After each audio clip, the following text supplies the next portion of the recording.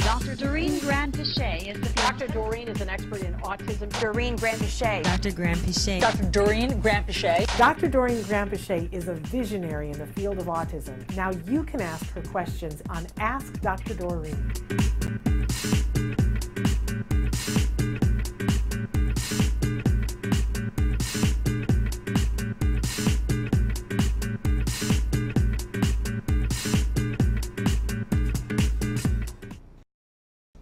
Good morning and welcome to Ask Dr. Doreen. I'm here live in the studio with Dr. Doreen Grand-Pichet. Welcome. We're so thrilled that we have you 2 weeks in a row. It's amazing. Lovely. It's lovely. We love it when we have Dr. Grand-Pichet with us. We understand though that sometimes she can't be here, but we have her again this week and that's really, really fun. For those of you who don't know her, Dr. Grand-Pichet is a true expert in the field of autism. She's been working in this field for 40, that's hard for me to say, 40 years plus. And working with individuals, everyone up from very small babies up through senior citizens to help them to realize their full potential, to be able to lead and live the lives that they choose to live and lead, because it's based on what's important to them. But you also, you know, I find that there are some people who get that piece, but very few people who get that piece and then also understand what it's like for the parents, because that's a specific, I can't even talk this morning, a specific portion of it, the parents and what we want for our kids, and then also understanding how the world revolves around autism, understanding the insurance piece, the legislative piece, and the way the world interacts with autism. I think that no one gets all of those pieces like you do. I really feel that you are the preeminent expert and the visionary leading us to a better place, and I thank you. Thank you very much. And I think it's, for me, it's just, you know, this has been my whole life. So, and I've learned parts of it. I appreciate it. Thank you very much. It's my pleasure. It's been a journey where you kind of experience each of those things that you mentioned at different times. So it's been easy to bring it all together because you're just learning more and more as time goes by. I learned I've always told you my initial draw into autism was the moms. For me, it was always I could not walk away from moms who would come to me at UCLA and just cry, you know. And so for me, as a psychologist first, it was really all about understanding their perspective, understanding what they're going through, understanding how this feels. I was very young. I couldn't really grasp what it's like to have children, you know, and then for your child. In those days, it was very much like your child's future was taken away type of thing, right? This is before we published, before the 1987 study. So it was very scary for them.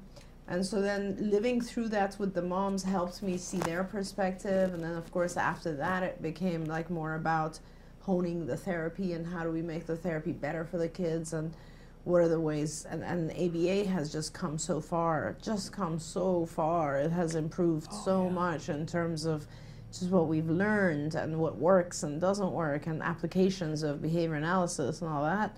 And then, of course, everything that goes on around us. Like, it's just been amazing. This morning I always in the morning check for autism news. And I was just looking and it's like, there's just so much in the world of autism now and it's crazy. You know, like years and years ago when you would Google autism, nothing came up, nothing. You know, and now it's like every aspect comes up from insurance to genetics to, you know, all the activities to the sensory friendly things to, like, it's amazing. It's a whole world. Well, during a break we'll have to compare notes because every Wednesday Nancy and I cover in the news, so we pick like the top 3 things in the news that we've noticed in the last week. There's never enough time to cover all the things, especially as it gets close to April. Of course, it used to be in April they would just dump all these news stories. Now it really starts in February, that warming up towards April for people, you know, adding stories that are sometimes inspirational, sometimes it's the research. So we'll have to compare notes to what you saw and what I saw, because you know your internet shows different things, but fascinating. And in fact, I want to start with I just want to comment that one of the questions that we had written in yesterday, and we actually got a couple of different calls about this, that people were asking us to weigh in this morning on a story that's been on Dr. Phil this week on the last It was on Monday and Tuesday, I guess. Yeah. I have not had a chance to see it yet. I haven't seen it either. But I want to say to people, we have received your messages about it. I know I'm going to check it out. I guess it's available on YouTube. Right. A family with 2 kids, one who has a diagnosis of early schizophrenia. Okay. The other one who has a diagnosis of autism spectrum disorder, but mom is saying that maybe it's schizophrenia, and there's grave concern that people have written in and said we're very worried about these 2 young people with the parents that they have. My understanding in depth conversations, because people were calling saying, you know, we want you guys to talk about this, but my understanding is that Dr. Phil, and you know you've been on Dr. Phil. Yeah, and I'm actually surprised because usually they will call me if there's something with autism going on their show. There's so much more apparently going on with this family, and my understanding is that the mom is more interested in taking videos of her son and posting them on YouTube, and her interacting with him in a way that is not healthy or proper, and trying to get someone to diagnose him with more than autism. I see.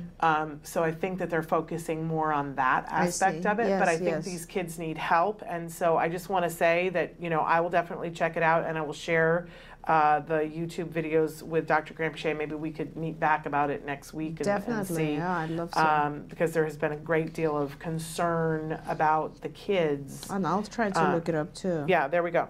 So I just wanted to say that. And also, you guys wanted to know, somebody had written in this morning and said you want to know when Gregory and Michelle Chabala are going to be on. So the time that they are scheduled today is for around 11:40. Sometime between 11:30, 11:40, we'll be having them on the show, and we're really excited for you guys to be joining us. Okay, but I'm going to start with a question that is somebody who said that they're a repeat asker, and we love that. And I love this particular question because it's clear that, you know, you're paying attention, and I love that. So they say, repeat question asker here. I love this forum. Thank you for sharing. What kind of rate of exemplar mastery and activity mastery per skills do you expect to see for most kids on the higher functioning side? Is there a rate of progress where you would be alarmed and think it's necessary to retool programs and such? The paraphrasing lesson is our goal. However, mandatory is to have auditory memory. That makes sense. We're having trouble when presenting 2 sounds, wait 30 seconds, then ask what sounds were. But honestly, it's also hard for me too. Any advice? And child age 8, high functioning, and thank you for your time. Now, for a lot of our viewers, we're going to have to break that down a little bit because that even hurts my head. Yeah, but I'll break it all down. I love that they're asking this level of question. Absolutely. So this is someone who is definitely engaged with our skills platform. And so thank you very much for you doing everything right. And I love this kind of question, and I'm happy to answer all your questions of this nature. This is great. So what this person is doing right now is their goal is to work on paraphrasing. And paraphrasing is essentially the ability to hear something and then say it in your own words, say it in a different way, right? And so in order to do the paraphrasing lesson, the person teaching here, and I don't know if it's a parent or an instructor, but what they're doing is one of the prerequisites, as you know in skills, every lesson will have multiple prerequisites. And the more advanced the lesson, like paraphrasing is one of the higher cognition lessons, in order to do that, you have to have other prerequisite lessons mastered. One of the prerequisites for paraphrasing is auditory memory. In other words, if you don't remember something, if we want to make sure your auditory memory is intact before we throw paraphrasing on you. And so auditory memory is the ability to hear something and remember it. Yeah. Exactly. So if you can't remember something, it's not fair to ask you to paraphrase it, because now it's not even about your ability to paraphrase, it's more about your ability to remember. Yeah. So it becomes very important to make sure you are remembering things. Okay. And that's where they're stuck, because what's happening is they're doing 2 sounds, waiting 30 seconds, and then the child is not having a hard time, is having a hard time repeating what the 2 sounds were. That's the phase that they're stuck at. And then what the person is asking is, what is an acceptable rate of response for this? Like, what percentage of correct should there be so that they can move forward to the paraphrasing, or do they need to go back and do something else? Yes. Okay, so I'm going to have some ideas for you. Can I just say that one of the things I love about ABA, and one of the first things I learned about ABA, is that ABA professionals always say the child is never wrong. Yeah. But if something isn't working at a certain point, you do retool it. Yeah, and that's a new concept for parents, because we're told all the time by school and other things, well, the child just didn't get it. It's as amazing. if it's some mythical thing that the child was supposed to be able to overcome all the obstacles and get it just because you were teaching it the way you did. Yeah. I love that ABA says, no, if it's not working this way, we'll try it this way. If that isn't working, we'll do it that way. Absolutely, and that is why we say ABA is individualized. Because everyone has different learning techniques and tools, right? So like for this child, they would have a really, really hard time with paraphrasing. I could predict that they would have a very hard time with listening comprehension as well. So in school, if you have a listening comprehension issue, they're just going to say, your child has a big issue with listening comprehension, Right. Then it's your responsibility, parent, to go home and deal with it. Right. But in ABA, we break it down and try to figure out why there's a problem. Is there a visual problem? Is there an auditory? Is it just the two together? What is going on? How do I break it down? Everything is about breaking it down to its most smallest chunks and teaching it that way. Okay. So for this particular situation, first let me answer and then I'll give you some ideas. But the rate of exemplar mastery is going to vary per child and per type of lesson. So it's very hard for me to give you a kind of rate. In general, on the basic lessons, when you're doing just standard lessons that involve visually and auditory input, we are looking for approximately 80 to 90% correct response over, let's say, 2 to 3 repetitions of a particular lesson. Okay, so 80 to 90%. And then usually it's important to also have at least 2 different people get that result, right? So that we're sure it's not prompted by one person inadvertently or something like that. So, but in this particular case, let's not be too concerned. I mean, let me tell you, even if as a parent, even if you're not getting 80% correct, let's say you're getting 75% correct, like you as the parent will have a feeling for what is going on here. Does my child get this, or they're just not getting it, right? So why don't you go back and do 2 things here. One is, go ahead and test out the paraphrasing lesson and see if your child is able to do that. Because what you're doing right now, you're getting stuck on the auditory memory, and perhaps it's just something about that particular lesson. We don't know. Go ahead and test it out. If you actually find that your child's doing fine with paraphrasing, move on. Just move forward. Okay. If you don't find that, and your child really does get stuck, and then we already know that the reason is that they're getting stuck on the auditory memory, let's shape that up. So instead of 30 seconds, give your child 2 sounds and wait 10 seconds. See if your child can master that. Then wait 12 seconds. See if your child can master that. Then wait 15, then 20. Shape it to 30, because children will learn this. Your memory will expand. This is, you guys, like when you do, let's say, crossword puzzles, your vocabulary gets better. When you do any kind of memory task, you are going to improve the child's memory. So why don't you do that and see if you can shape it up, okay? If you have a very hard time shaping up to 30 seconds, you can also, by the way, drop down to 1 sound and shape 1 sound up to 30 seconds and then go back to. So in other words, what I'm saying is make the task a lot easier, try to shape it up again.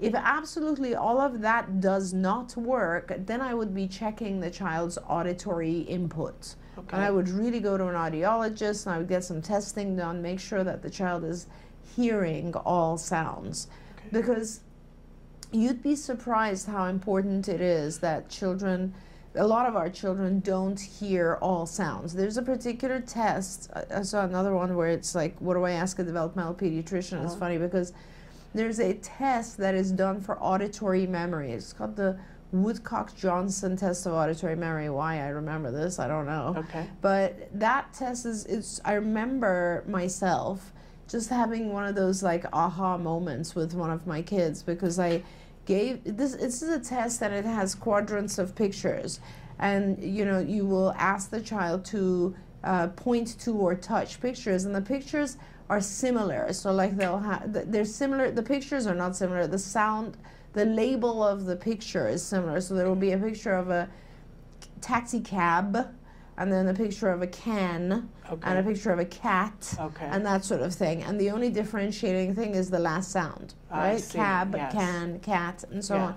And you will ask the child to touch cab, and you'll see if the child can identify it correctly. And if they can't, it tells you that they're having a hard time with the last sound of the word. Interesting. Okay? And so I remember that I had this child, and it became like the example that I remember for some reason is that there's a picture of a moon, and one of the ones in the quadrant is a cow, and I don't remember what the other ones are, but this child would always, when I would ask to touch moon, touch the cow, because they thought it's moo. They'd never heard the ending N. And it was just, as you can see, it starts to cause a lot of issues, right? It starts to cause problems in comprehension of, now imagine if you're having a hard time understanding when I say moon, then if I use that in a sentence pretty rapidly and the moon was under the, you know what I mean? Yeah. Then it starts to mess with the comprehension of the whole sentence. And then if that happens frequently enough, it's not just that you're not understanding things, it's also that you give up. Yes. Right? Think about the child who's having a hard time and they're like, what did they say, moon or moo? Did they say cat or cat? After a while, the child just shuts off. Yeah. Because it becomes too confusing. Yeah. So that's the only reason that it becomes really important to check auditory input if you can. And that's why we do these crazy exercises. I mean, who cares if your child can remember? But this is the reason. It's because the base of it is very important. We want to make sure they're receiving auditory. We want to make sure they're able to remember auditory. And then all of that goes to paraphrasing. Okay. So that's fascinating. Well, I learned a lot. No, but we love that because then we learn all these other things. Yeah, that's my favorite kind of question. All right, we're going to take a short break, and then we're going to be back with more of your questions, so stick with us.